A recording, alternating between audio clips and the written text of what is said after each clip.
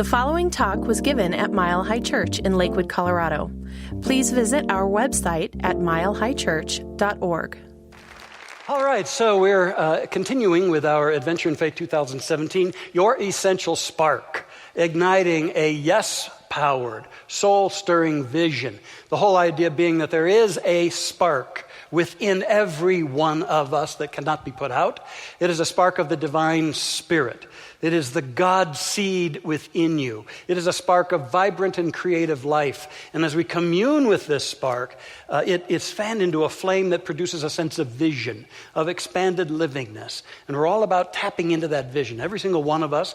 And as we can begin to conclude our series, we'll even be turning our attention to the vision of Mile High Church and how it can become even more white hot. Vision is important. On the first week, we talked about reuniting with that spark in our hearts. It's not in our figured out minds in our heads, it's in our heart. The second week was about transcendence, how we must not let our visionary capacity be overwhelmed by experiences of the darkness in our own lives or in our world. We must maintain that vision. Last week we talked about combustion, the phenomenon of how this spark can not only be fanned into a flame, but into a white-hot energy in us when we fall in love with it, when we perceive the deep beauty of what matters to us most, and we decide it's worthy of our risks, it's worthy of our enthusiasm in our life. And then that brings us today to a very important part of this journey in vision, and that is resilience, championing a courageous vision, a visionary courage. So I think it's important to take stock of the various quirks we have around the demands we place in life and the things we think we need and what's important in our lives. One of our members gave me this little thing about actual comments that the Forest Service received from comment cards from individuals who had been camping or hiking in the wilderness. These are interesting comments when you look at the demands they seem to place here. One comment says, escalators would help on the steep uphill sections. Yeah, what a wonderful nature feature, some escalators around, yeah. Somebody wrote, a small deer came into my camp and stole my bag of pickles. Is there a way I can get reimbursed? Please call. I don't think they have a future in the wilderness myself. Somebody wrote, too many bugs, leeches, spiders, and spider webs. Please spray the wilderness to rid the area of these pests. That's where they live. My goodness. This is amazing. Somebody actually submitted this suggestion. The places where the trails do not exist are not well marked. So I could just see thousands of signs, no trail here, no trail here, no trail here. But the capper in these, somebody put this brilliant suggestion forth. You know, a McDonald's at the trailhead would be nice. Goodness. But you know, all of that to take a look at the conditions and the demands that we overlay on things. At this point in this adventure in faith, it's really important to take a look at, very honestly at ourselves. A lot of self-reflection will empower us. And to especially look at the demands we place on life and the requirements that we insist be met before we'll take our leaps, before we'll go forward. I love the story of the young man who was standing freezing on a roadside in Alaska, barely able to hold up a sign asking for a ride to Miami.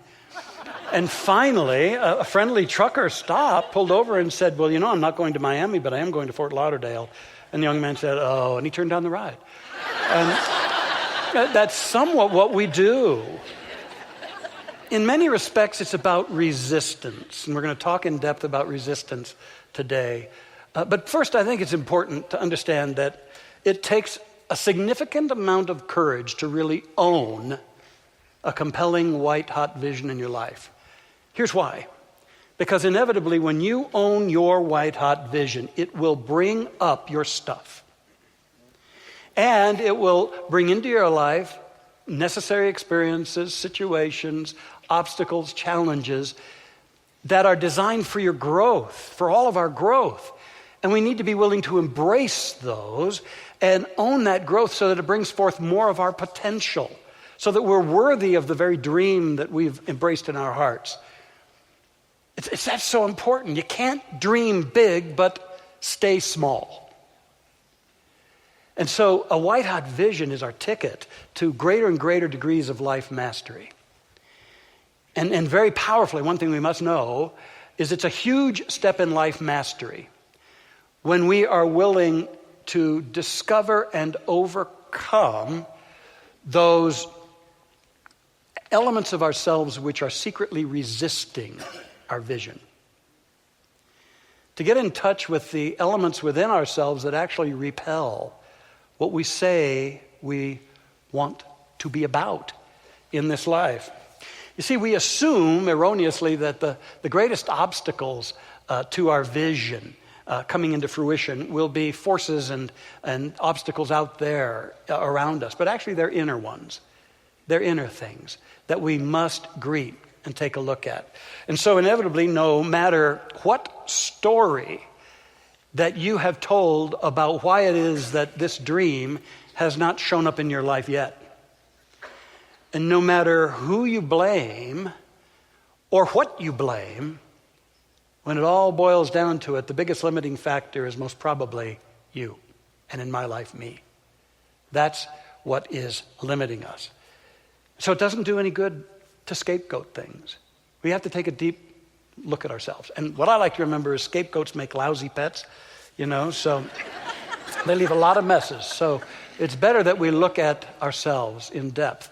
And that which is sabotaging what we're about. Now, Abraham Maslow, the great American psychologist who, among many great things, identified the hierarchy of needs in people. He writes, we fear our highest possibilities as well as our lowest ones. We are generally afraid to become that which we glimpse in our most perfect moments. We enjoy and even thrill to the godlike possibilities we see in ourselves in such peak moments. And yet we simultaneously shiver with weakness, awe, and fear before these very same possibilities. Now, what he's writing of there has been called in psychology and certain business circles the upper limits problem. The upper limits problem is when we feel that our vision is taking us beyond what we can imagine or accept in our lives. And thus, when we feel like we're being pressed against what we've considered to be our upper limits, the tendency then is to start falling into resistance. And sometimes unwittingly, to find yourself in resistance, and thus sabotaging the very good that at one level you are seeking to have for your life. So it's a huge key in life to check in with ourselves honestly and see whether there's a part of us that actually does not want what we say we do want. Because what we say we want is actually going to thrust us above and beyond the upper limits we have sensed for ourselves. I mean, we created the upper limits, but when we're thrust beyond them, it's as though we're being thrust out of the comfort of our sense of worthiness.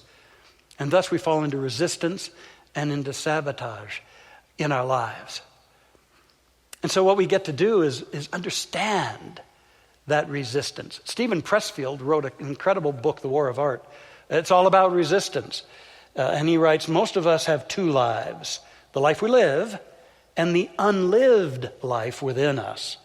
Between the two stands resistance. To yield to resistance deforms our spirit. It stunts us and makes us less than we are and were born to be.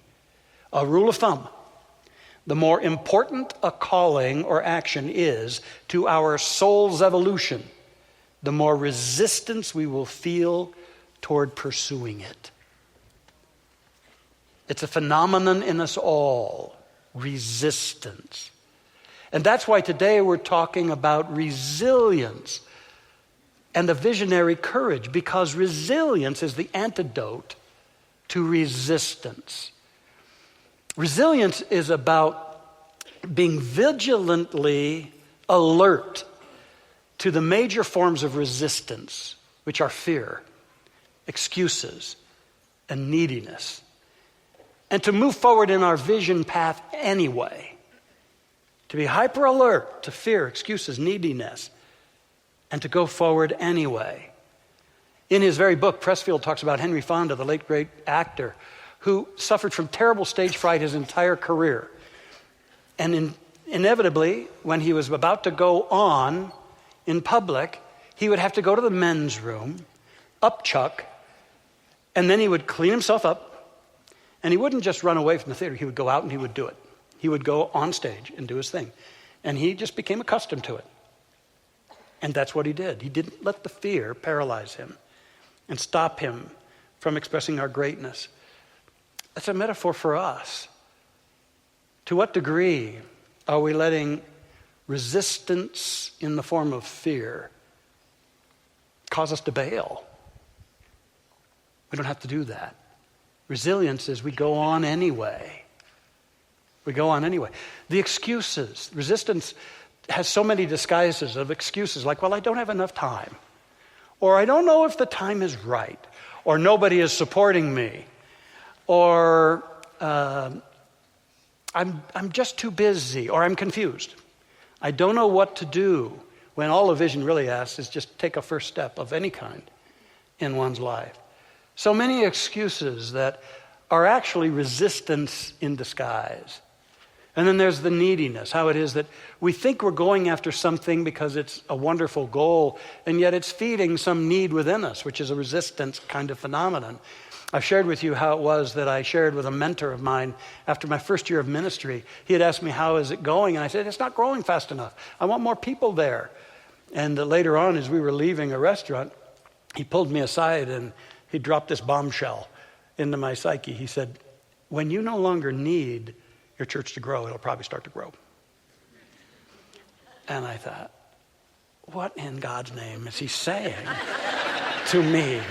What minister in their right mind doesn't want their church to grow, for crying out loud? But I prayed about it because every pearl that came from that man's mouth, I savored. And I realized, and this is again some of the real honesty we can bring to bear upon our lives. Compassionate self-honesty. I realized, yeah, I want church growth, not just because it's going to flourish our congregation and send our message more into the world and bless and heal lives. I was wanting it because I needed it. I needed it for my own sense of security and worth and value. When I started going to work on that, all the resistance fell away. And then, in fact, the church did grow. And I didn't have to work at it. To be hyper alert to those things, the fears, the excuses, and the neediness, which is all resistance, and then to go forward in a higher way in our lives. It's also, resilience is about not fighting that ceiling, that upper limit that we've established, but just acknowledging it and seeing that that ceiling is actually now going to be a foundation to build something bigger on. But it's not making ourselves wrong.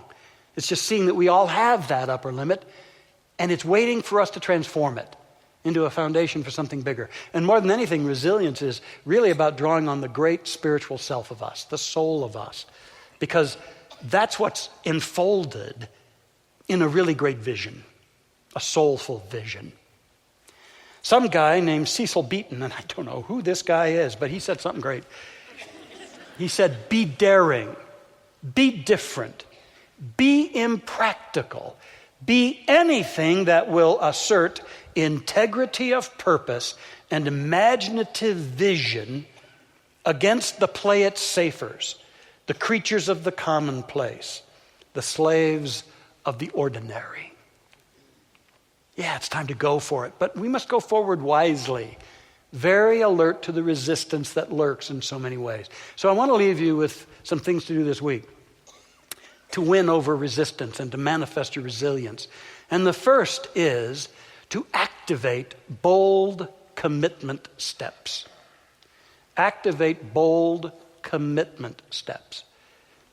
Resilience calls us to more empowered believing and more empowered living. And there are two things that resilience depends upon, and our vision depends upon. It's commitment and action. Commitment, to take a stand for your vision. Not just if it's easy, not just if it flows forth conveniently, but a stand for your vision. Not just for a little while. Most great white-hot visions are lifelong directions for our life. And to take a stand for that, to be willing to grow, to learn, to be expanded. That kind of commitment. And the clear thing about this, though, is that commitment has to live in action, or else it's not a real commitment. Things we're committed to that we're not doing are not really commitments. They're just games we're playing in our heads. When we make a commitment, it's incumbent upon us to take those steps. Take the first steps, and take first steps every day. I think it was Emerson who said, do the thing, and you will have the power. Sometimes we say, no, I need to know I have the power before I do the thing. No, he said, do it, and you'll manifest your power. You'll discover your power. And O.A. Batista wrote, nothing's more important to the future of an idea than the first step you take to try it out. Take those first steps. Do the thing. William H. Murray, W.H. Murray, is such an inspiring story. I love this one. He grew up in Scotland, and he loved nature, and as he grew older, he began to climb many, many mountains until World War II broke out. And so Murray enlisted, and he was sent to northern Africa and to the Middle East. But then he was captured and put in Nazi prison camps in Italy and Germany and Czechoslovakia. And while he was in one of those camps, he wrote a book called Mountaineering in Scotland. He wrote and finished it, and he wrote it on the only paper he had, which was rough toilet paper. He wrote the whole thing on that, which is an amazing thing. But then the Gestapo found it, and they destroyed it. Well, much to the surprise of his fellow inmates, his fellow prisoners, what he did was he simply began again. He began again, running the risk that it might be destroyed again. He began again, even though he was getting so weak from a near starvation diet that it was probable he'd never be able to climb a mountain again, but he began again. Soon he was freed, and then in 1947, that very book was published. And there's something about Murray that gave him the energy to make it through the camps, that gave him the wherewithal to write and publish that first book, and gave him the committed power to be the deputy leader of the 1951 Mount Everest expedition, the expedition that found the right way to get to the top. And in the book, he wrote 20 books, in the book that he wrote after that successful Everest expedition, he wrote some words that have become classic, famous lines. Until one is committed, there is hesitancy, the chance to draw back, always ineffectiveness. Concerning all acts of initiative and creation, there is one elementary truth, the ignorance of which kills countless ideas and splendid plans, that the moment one definitely commits oneself, then providence moves too. A whole stream of events issues from the decision, raising in one's favor all manner of unforeseen incidents, meetings, and material assistance, which no one could have dreamt would have come his way. I have learned a deep respect for one of Goethe's couplets. Whatever you can do or dream you can, begin it. Boldness as genius, power and magic in it. Powerful words. Activate bold, committed steps of action. And then secondly, prepare to bounce back. Because what I'm here to tell you is that in every vision, there are complications. There's ups and downs. There's twists and turns. Then there's our own stuff coming up to be dealt with. Bounce back. Bounce back. His Holiness the Dalai Lama has written, obstacles are always faced in any great pursuit. We need self-confidence and a clear vision. And as the Tibetan saying goes, if things fall apart 9 times, we should put them back together 10 times again. Bounce back. I want to show you a picture of a lady. This is Bonnie St. John. As you can probably discern, she's a skier. In fact, she's a champion skier. And she's also a speaker, and she's author of a book called Micro Resilience. And that's all about the little things we can do to build up our resilience, in addition to taking the big steps of unfolding our vision. Little things like taking care of ourselves, nutrition, diet, exercise, meditation, inner empowerment. She recommends those things as a part of being a resilient being, and I so agree with her. And she should know she had to practice that kind of stuff because at age 5, she lost her right leg. And you'll see that in this picture, she achieved her medals with a prosthetic leg there. She tells about an incident at one of the Olympics she participated in. I was in a slalom race, and I finished the first run and was in first place, and no one expected this. Going into the second round, the women in front of me were crashing on an icy spot. I went down, and I fell too. I got up, and I got over the finish line. I thought I'd failed, but I still won the bronze medal because everybody on one leg fell down. People fall down. Winners get up. The woman who won the race was the quicker getter-upper. In today's world, it's not if we're going to fall down or if things are going to go wrong. It's how good can we get at bouncing back? How good can we get at bouncing back? Bounce back, prepare for it so that you're resilient and not so discouraged. And then finally, power up with soul. I think the most powerful thing in keeping ourselves resilient, even against our own resistance, as well as the challenges we find on the path, is a sense of how our soul is enfolded in our vision. That our vision is a carrier of our soul power. And to stay in deep, heartfelt, passionate connection with the soulful essence of what we care about. No matter how grand or apparently minute it is, it's all an expression of soul and therefore infinitely valuable to stay in touch with that. Wonderful author Michael Singer wrote a great book called The Untethered Soul, speaking about that soul in us. He said, deep within us, there's a direct connection to the divine. There's a part of our being that's beyond the personal self. And by the way, this is why we do meditation around here, why we're doing our contemplative service in the noon service, why we have the meditation retreat, because it's in the silence that we connect with that part of us beyond the worldly experience, the worldly self. You can consciously choose to identify with that part rather than with the psyche or the body. When you do this, a natural transformation begins to take place, and you actually begin to know what it feels like to be moving in the direction of spirit. And your natural state will get higher and higher, and you'll feel love instead of shame. Soul power. Kids, as we got to feast on the beautiful kids and their radiance in the music, children, their souls are still untethered. They haven't been weighted down and tied down by so much that we have. And I want to introduce you to another young lady in closing, and this is beautiful Rachel Beckwith. Radiant young lady. Now, at age 5, she found out about the organization Locks of Love, which takes the hair that individuals contribute and makes them into hair pieces for, usually for children more than anybody, who've had medically induced hair loss. And she found out about that. She cut her hair and sent it in. Then she let her hair grow again several times and cut that and sent it in. And then in June, the year of her 9th birthday, as her 9th birthday was approaching, she asked all the people she knew not to get her presents, but to contribute the money to another organization she had fallen in love with, Charity Water, which seeks to produce clean and safe water for children and for all beings in developing nations around the world. Well, her little program, she wanted to raise $300 so she could bring wells and water to 15 children, but she fell a little short, $220. About a month later, the family car was involved in a 13-car accident. And most of the family survived it, but Rachel was critically injured. Well, word spread of her injury, and then the contributions started pouring in. Many of them $9 for her 9 years.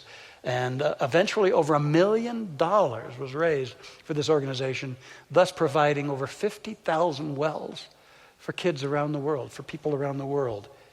The sad thing was that Rachel didn't make it. She passed away. Later on, her mother took it upon herself to visit the work that her daughter's intention had created.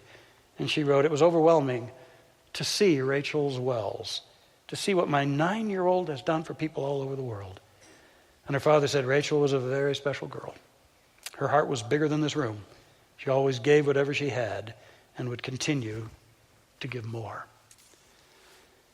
A vision, born of our love, born of our souls, wants to unfold and succeed beyond our resistance.